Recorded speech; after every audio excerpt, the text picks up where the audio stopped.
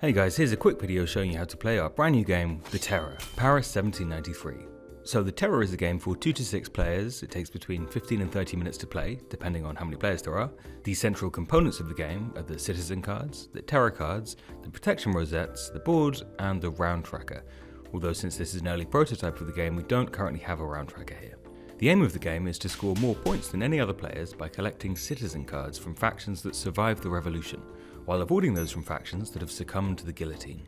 Throughout the game, players will shape the course of the Terror and the fates of the 5 factions by acquiring, exchanging, and guillotining citizens. Once you've got your game board set up and the protection rosettes in place, the next step is to shuffle the terror card deck. Next, prepare the citizen card deck based on the number of players in the game. We've got 3 players playing today, so we're going to remove any card with a 4, 5, or 6 player marking. Next, shuffle the citizen card deck and place it down. The last thing to do is deal out the conspiracy cards. Each player gets 1. The conspiracy card will describe a secret mission and list the number of points available should you complete the mission. With that sorted, you're good to go. The last player to eat a croissant goes first. The first player draws 3 citizen cards and 2 terror cards. With these 3 citizen cards, the player must keep 1 card and place it in front of themselves as part of their collection of citizens. So this is my roster of citizens. Citizens in your collection must be placed face up so all players can see them, unless they've been masked. The player must give 1 card to another player. The other player is forced to accept it into their collection of citizens. Lastly, the first player must send 1 card to the guillotine. Place it face up in the guillotine space on the board. With the terror cards they've picked up, the player can further influence the course of the game. They can swap, protect, guillotine, or mask citizens, and they can play any number of terror cards during their turn.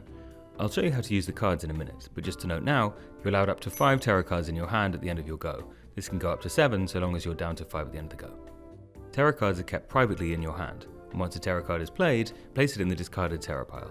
Now, the question is, why would each player choose to guillotine 1 citizen rather than another? Or why would they choose to keep 1 citizen and give another to another player? To answer that, let's take a closer look at the citizen cards. Each card represents a real-life figure from the French Revolution. Each of these figures have been given a star rating based on their historical importance and sorted into a revolutionary faction that reflects their politics. This card is a 1-star Girondin. That means that at the end of the game, this citizen's points value to a player could be either 1 star, 2 stars, or -1 star, depending on how many members of that faction, the Girondins, have been guillotined over the course of the game. In other words, the value of a citizen card is determined not just by their star value, but also by the ultimate fate of their faction. At the end of the game, the bottom 2 ranking factions, or the 2 whose citizens have been guillotined the most, will count as negative points. The factions who have been guillotined second and third least will count for positive points. And the winning faction, that which has been guillotined the least, will count for double points for players. There are some exceptions to this. The Doomed House of Bourbon always counts for negative points. You do not want these cards.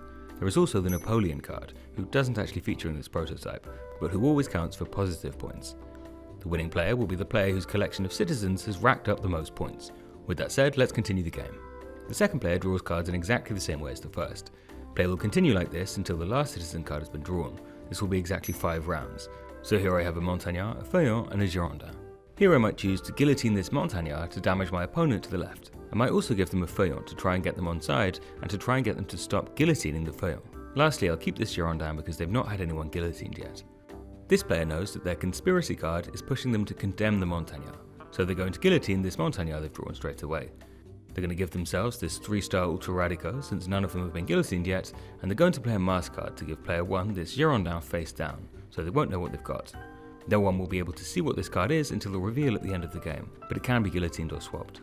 Player 1 again. They can see that they've saved up enough votes and guillotines to attack another player's citizen, so before they even play the citizen cards in their hand, they're going to send Jacques Hébert to the guillotine. Now that the Ultras are looking like they'll count for negative points, they're going to hand player 3 another Ultra Radico. Then they'll guillotine a Girondin and hand themselves the first Cordelier. Player 2 again, and this will be the last turn before we skip ahead to the end of the game. Player 2 has drawn Louis XVI. Remember, the royals always count for negative points. They're going to hand Louis over to player 1, who's looking quite strong, give themselves Danton, the 3-star Cordelier, and guillotine yet another Montagnard. They're also going to spend 2 votes to place protection rosettes on Louis and Danton. This means that no player will be able to swap or guillotine these cards for 1 round. That is, until the player's turn comes round again, at which point they'll remove the rosettes. Okay, we've skipped ahead to the final round. The last 3 citizen cards have been played, so it's time to count up the scores. I've laid them out here in order of which factions were guillotined the most, with the most heavily guillotined on the left. When counting the scores, what we're looking for is how many stars from each faction have been guillotined, not how many citizen cards. So this player, for example, would have 1 point for this Ultra, 3 points for their Feuillant, and a whopping 16 points for their Cordelier, and a -1 point for the poor old Dauphin.